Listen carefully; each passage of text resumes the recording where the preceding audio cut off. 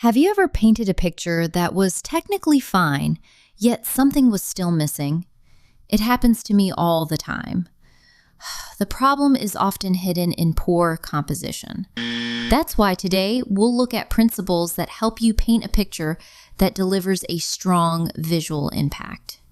In the last episode, we covered what, why, and for whom you want to paint. The second step is deciding what format and size your painting will be. Size isn't just a technical detail. It's part of what you want to say with your painting. A small painting whispers. A large one speaks loudly.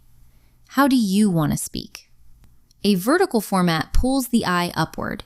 It evokes height, dignity, aspiration.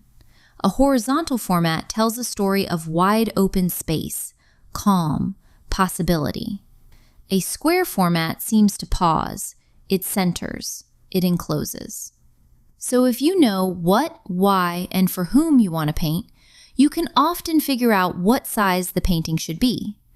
Then comes the first consideration about composition. Composition determines where the viewer looks first, where the focal point of your painting will be. It's your first preliminary sketch of how the painting could best say what you want it to say. There are many ways to compose a painting. You certainly won't go wrong if you start by considering the golden ratio or the rule of thirds. These are time-tested tools that work. Take a look now at examples of different compositions. If you choose a subject, say a landscape, your choice of format and composition can dramatically change how the finished painting will feel to the viewer. Every type of composition has a certain effect on the viewer. Through composition, we try to emphasize what we want the painting to express. Maybe you want to convey peace and beauty, so you reach for classical compositional principles. Or maybe you want the painting to evoke tension and unease. Then you'll deliberately break the rules of composition. Sometimes the subject itself dictates the format. A vase of flowers will likely call for a portrait orientation. A beach scene lends itself naturally to landscape. If you're just starting out, pay attention to how old masters and contemporary artists work with format and composition.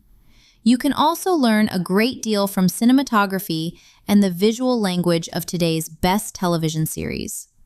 Notice how the image is arranged on screen, when the basic compositional rules are followed strictly and when they're completely broken. This will teach you to think about composition with intention.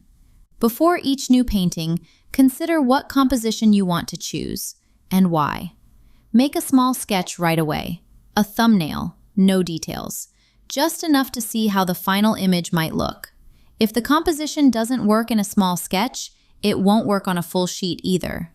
So today we add 3 more questions to our list. Before painting, you already know what, why, and for whom you want to paint.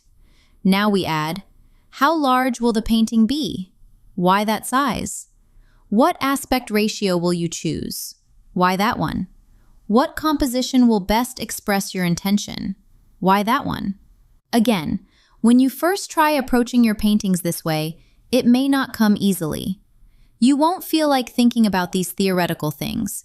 It's tedious and you just want to paint. But trust me, once you've prepared and painted a few pictures this way, you'll find these questions start surfacing in your mind on their own. You'll realize you know the answers almost without having to think about them.